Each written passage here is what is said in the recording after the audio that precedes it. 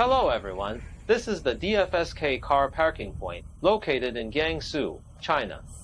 A number of K01S Mini-Trucks are currently in stock and parked on site. All units are in stock and ready to drive away. Each window carries a sticker listing the vehicle's dimensions, weight, code, certification, and production information. The K01S vehicle is available in 3 colors: white, gray, and Argent.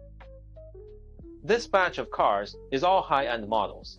All has ABS anti-lock braking system, dual airbags, supplemental restraint system. This car is very popular in Africa.